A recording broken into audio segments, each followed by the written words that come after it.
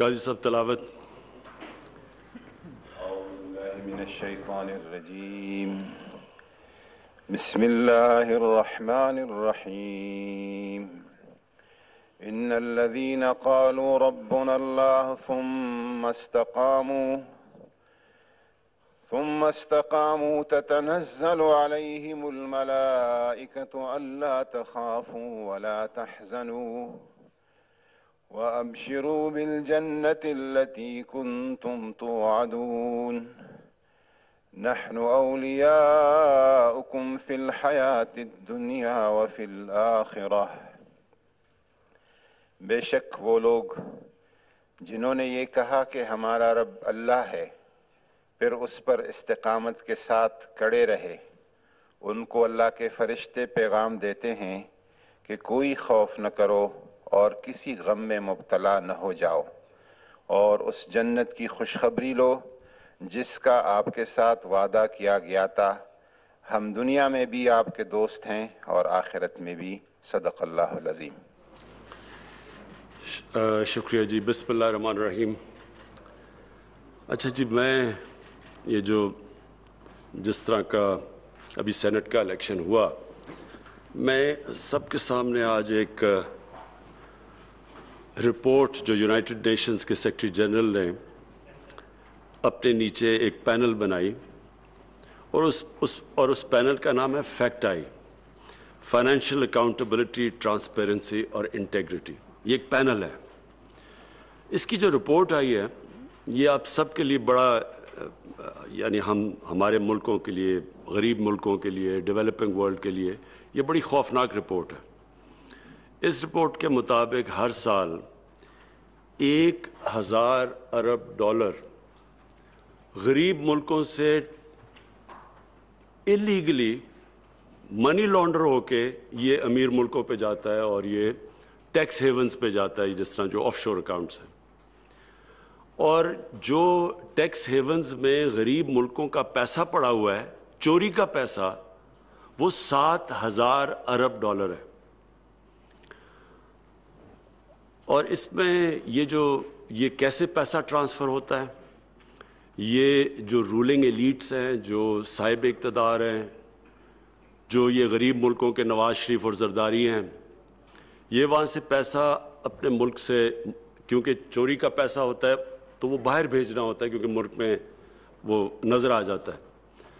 تو جب وہ ملک سے پیسہ باہر بھیجتے ہیں تو وہ سارے وہ ادارے، جو اداروں کو چیک کرنا چاہیے یہ چیزیں منی لانڈرنگ کی اور یہ جو illicit فائنینشیل فلوز ہیں، وہ سارے اداروں کو پہلے وہ کمزور کرتے ہیں. جتنے بھی ادارے چیک کرتے ہیں منی لانڈرنگ، یہ ساری ان غریب ملکوں کا جدھر سے پیسہ چوری ہو کے باہر جا رہا ہے، تو وہ سارے ادارے کمزور کرتے ہیں. پروجیکٹس ایسے لے کے آتے ہیں، وہ اس لیے نہیں کہ ملک کی ضرورت ہوتی ہے، اس لیے کہ ان میں بڑی کک بیکس ہوتی ہیں. تو mega projects with mega kickbacks, وہ پروجیکٹس، اور وہ کک بیک ساری باہر لے جاتے ہیں، لوگوں کو مقروض کر دیتے ہیں، عوام قرضے میں چلی جاتی ہے.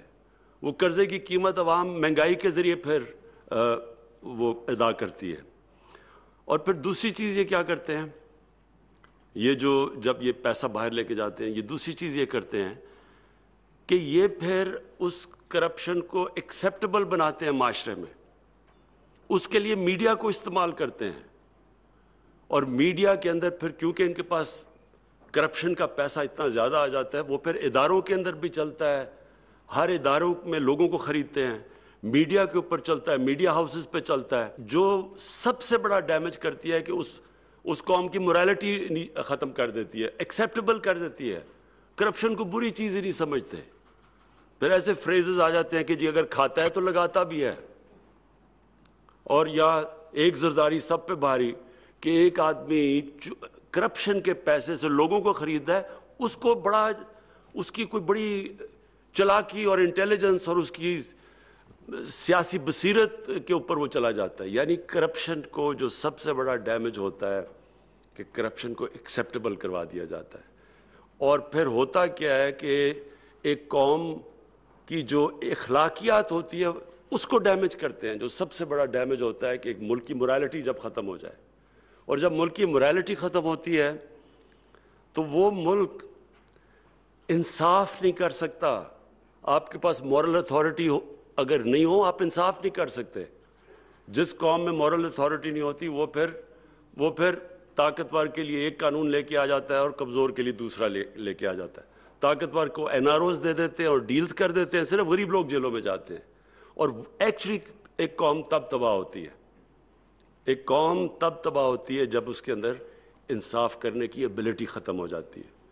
اور یہ اسی لیے نبی صلی اللہ علیہ وسلم نے کہا تھا کہ بڑی قومیں تباہ ہوئی تمہارے سے پہلے جدھر ایک قانون امیر کے لیے اور دوسرا غریب کے لیے. یعنی جو قوم انصاف نہیں کر سکتی, جس میں قوت نہیں ہوتی انصاف کرنے کی. تو یہ جو پیسہ نکلتا ہے غریب ملکوں سے, یہ نکلتا ہی اس لیے ہے کہ یہ سارے جو چیکس اور بیلنسز ختم کرتے ہیں, morality ایک قوم کی ختم کرتے ہیں, اس کی ابیلٹی ختم کر دیتے ہیں کہ طاقتور کے سامنے کھڑا ہو, پھر ان کے ساتھ کمپرومائز ہوتی ہیں, اور ایونچولی یہ ایک قوم اوپر نیچے جاتی ہے. تو جرمنی تباہ ہو گئی تھی سیکنڈ ورلڈ وار میں.